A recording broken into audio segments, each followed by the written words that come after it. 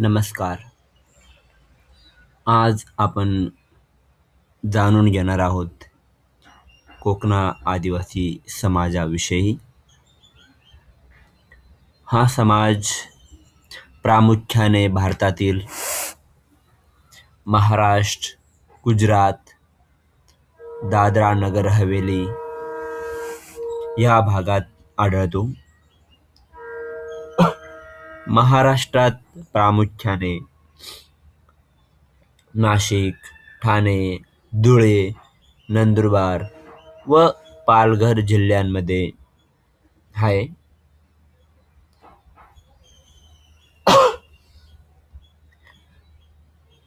कोकणा हा महाराष्ट्रातील एक प्रमुख आदिवासी समाज आहे. ह्या जमातीला काही ठिकाणी जसे कोकणा, कोकणी, कुंकणा असेही म्हटले जाते.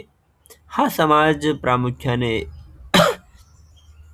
उत्तर महाराष्ट्र आणि पश्चिम घाट परिसरात आढळतो. सह्याद्री पर्वतमाला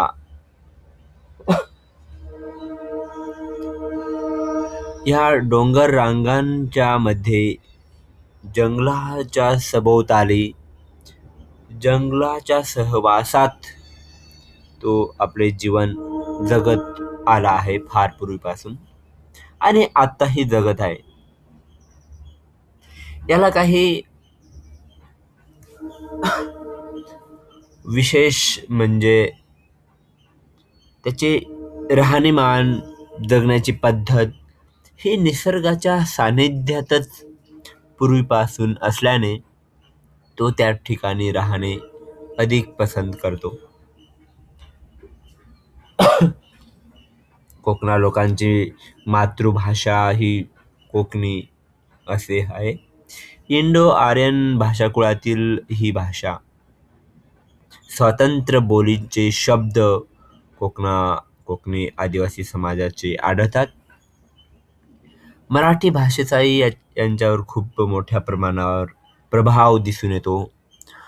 गुजरातमध्ये जसे डांग, आव्हा, नवसारी ह्या भागामध्ये गुजराती भाषेचा प्रभाव आहे, तसेच ठाणे, नाशिक, धुळे, नंदुरबारमध्ये मराठी भाषेचा जो जो प्रभाव आहे हा आपल्याला बघायला मिळतो. यांचा उपजीविका ही मोठ्या प्रमाणात शेतीवर अवलंबून आहे. ही शेती जंगला आणि डोंगरांच्या पायथ्यालगत अधिक प्रमाणात आहे. त्यांचे शेतीसोबत एक सहव्यवसाय म्हणून ते आपले प्राण्याचे पाळीव प्राणी त्यांचे जोपासना करतात. जंगल आधारित व्यवसाय असतात, जसे लाकूड, फळे, कंदमुळे जमा करणे, त्यांना बाजारात विकणे. या पद्धतीने उपजीविका ही चालत आलेली आहे. जसे महू वेचणे, ते वाळवून विकणे, ह्या पद्धतीची ही परंपरा जी आहे कोकणा आदिवासी समाजाची राहिलेली आहे. कोकणा आदिवासी समाजांचा पोशाख हा जसं पुरुष धोतर पूर्वीपासून घालत आले आहे. अंगात साधा शर्ट किंवा बंडी घालतात आणि स्त्रिया नऊवारी किंवा साधी साडी पारंपरिक दागिने जसं जुन्यापूर्वी आपल्या समाजामध्ये चालत आलेले त्यानुसारच वापरत आहेत. कारण की फार सारे सोन्या चांदीच्या वस्तू ह्या आदिवासी समाजात उपलब्ध दिसत नाहीत. त्यांना साधे राहणे, साधे खाणे हेच त्यांचं जीवन आहे. कोकणा आदिवासी समाजाचे सण उत्सवाची आपण चर्चा करू तर प्रामुख्याने तेरा किंवा कवळीची भाजी पावसाळ्यामध्ये हे जे सण साजरे केले जातात तेव्हापासून तर आपण बघू शकतो की भंडारा किंवा डोंगरदेव, होळी, वसुबारस, पोळा यासारखे जे सण साजरे केले जातात सामूहिक पद्धतीने साजरे करताना त्यामध्ये पारंपरिक नृत्य व गीतांचे जे कार्यक्रम आहे तेही बघायला मिळतात. त्यांची धार्मिक श्रद्धा असल्याने कोकण आदिवासी समाज निसर्गपूजक समाज आहे. तो वसुबारस अर्थात वाघ बारस ह्या सणाच्या वेळेला वाघ देवाची पूजा करतो. त्यासोबतच जे ग्रामदेवता असतात त्यांचीही पूजा करतो. तसेच हे पूर्वज पूजा व स्थानिक देवतांना एक विशेष महत्त्वही दिले जाते. कोकण हा आदिवासी समाजाची सामाजिक रचना बघितली तर हा एक कुटुंबप्रधान समाज आहे. पारंपरिक पंचायतीला तो महत्त्व देतो. समाजातील जे काही नियम व परंपरा आहेत तो पाळतो. कोकणा समाजाचे हे एक वैशिष्ट्य आहे की ते साधे राहत असतानाही आपले जी परंपरा आहे, आपले सण उत्सव आहेत ते अजूनही सांभाळत आला आहे. कोकण आदिवासी समाजामध्ये आपण विचार करतो तर प्रामुख्याने काही तालुक्यांमध्ये अर्थात आपण मी सांगितल्याप्रमाणे जसं सह्याद्री पर्वतरांगेत येत असल्याने ते जे अ, जंगलाचं सानिध्य आहे ते त्यांना लाभलेले आहे. आणि हा समाज शासकीय दृष्ट्याने बघितलं तर अनुसूचित जमाती अर्थात एस-टी असा त्याला दर्जा प्राप्त आहे. ह्या समाजामध्ये कोकणा समाजाचा एक फार पूर्वीपासून इतिहास हा राहिला आहे. ब्रिटिश काळामध्ये जव्हार, पेठ, सुरगाणा, धरमपूर, वासदा ही 5 संस्थाने होती. हर्सुल पेठ येथील जसं स्वातंत्र्याचा उठाव, जंगलचा सत्याग्रह, चनकापूरचा लढा ह्यासह बघितलं तर अनेक लहान मोठे उठाव चढाईंमध्ये हजारो कोकण आदिवासींनी सहभाग घेतला. आणि इतिहासातील ही घटना जसं आपण बघितलं तर हे लढे कसे चालले, स्वातंत्र्यात कोकण आदिवासींचा सहभाग कशा पद्धतीने राहिला हेही बघायला मिळतं. आणि म्हणजेच मातृभूमीसाठी कोकण आदिवासीतील कितीतरी क्रांतिकारकांना फाशी देण्यात आली. कित्येकांनी आपल्या घरादाराची रांगोळी केली. आजही त्यांचा जो इतिहास आहे तो दुर्लक्षित आहे. ती एक लढवई राष्ट्रवादी बाण्याची जमात राहिलेली आहे. पण त्याच्यावर कोणी या पद्धतीने बघितलं नाही. हा समाज जी नागरी वसाहती आहे त्यापासून दूर अर्थात दऱ्यांच्या आश्रयाने राहत असल्याने तो आजही प्रगतीच्या जो मुख्य प्रवाह याच्यापासून कोसो मैल दूर राहिला आहे. आज आश्रमशाळा या त्यांचे केवळ जगण्याचे साधन आहे. आज बघावे तिकडे कारखान्यांप्रमाणे शाळांचा डोलारा उभा आहे. त्यातून दरवर्षी लाखो विद्यार्थी कच्च्या मालाच्या रूपाने बाहेर पडतात. या कच्च्या मालाला आजच्या या स्पर्धा व्यवस्थेत कवडीचीही किंमत नाही.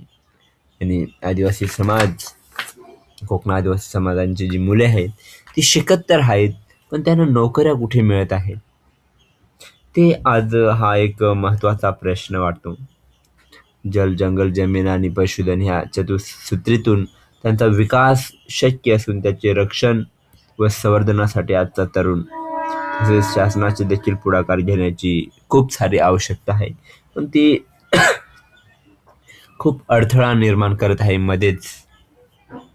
कोकणा समाज धरतरी निसर्गाला आपले मायबाप मानणारा समाज आहे. शिक्षण, प्रवास, व्यवसाय, नोकरी व अन्य कारणांमुळे झपाट्याने बदलत आहे. बदलत्या काळात नष्ट होऊ पाहणारे आदिवासी खरी ओळख व अस्तित्व अबाधित राहावे यासाठी आजच्या पिढीने केवळ नोकरीच्या मागे न लागता शिक्षण, शेती, आरोग्य, विविध व्यवसाय आदी क्षेत्रातील विकासावर तरुणींवर भर देण्याची प्रामुख्याने आवश्यकता आहे. महाराष्ट्रात आपण बघितले तर खूप सारे आदिवासी जमाती आहेत. 45 जमाती. त्याच्यातून हा कोकणा आदिवासी निसर्गाला आपला पोशिंदा मानतो. कारण सर्व काही त्याच्यावरतीच अवलंबून आहे. कोकणा आदिवासी समाजाचे जे साहित्य आहे, लोकसाहित्य, ते प्रामुख्याने आपण बघू शकतो. त्यांचे विविध जे सण उत्सव असतात, होळी, डोंगरदेव उत्सव किंवा कार्यक्रम जन्मापासून मृत्यूपर्यंत. तर ह्यामध्येही ते कुठे ना कुठेतरी आपल्याला मोठ्या प्रमाणात बघायला मिळतं. जसं उनके जो त्यांचे गाण्यांचे आपण बघू ते कशा पद्धतीने ते चाली रीतीमध्ये गातात. भारुड वगैरे किंवा पोवाडा यामध्येही आदिवासी समाज मोठमोठे ताटी वगैरे घेऊन हा खूप गुण्यागोविंदाने नाचत असतो. परंतु आज कुठे ना कुठेतरी त्याच्यामध्ये बदल व्हायला सुरुवात झाली आहे. काही असे आपण त्यांचे गीत आणि नृत्य बघू शकतो. ते कुठेही मिळणार नाही अशी त्यांची ही परंपरा पूर्वीपासून चालत आलेली आहे.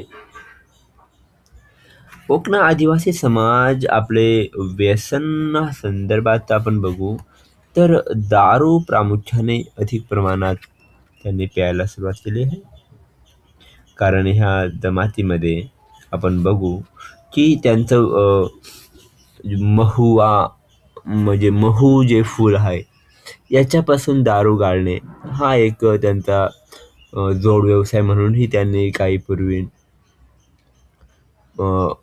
ते करत असायचे. ते दारूचा वापर हे जसं दिवसभर रानातील काम केल्यानंतर रात्रीला ते थोडे आपला थकवा कमी करण्यासाठी प्यायचे, आनंद म्हणून नाही. आज याच्या उलट आनंद हा त्याच्यामध्ये सामावलेला विषय आहे. आज आनंद म्हणून कितीतरी लोक पितात. थकल्यावर कोणी असं ह्या पद्धतीने पित नाही. त्याच्यामुळे व्यसनहीनता ही प्रमाण ही कोकण आदिवासी समाजांमध्ये बघायला मिळते. मौखिक परंपरा ह्या चालत आलेल्या आपण बघू शकतो. यांच्यामध्ये लोकगीता, लोककथांचाही प्रभाव मोठ्या प्रमाणात आहे. लोकवाङ्मयामध्ये आपण बघू त्यांची कथागीते, लोककथा, म्हणी, वाक्यप्रचार, उखाणे आणि भाषेचे कितीतरी शब्द हे अ, कोकण आदिवासी समाजांचे स्वतःचे आणि स्वातंत्र्य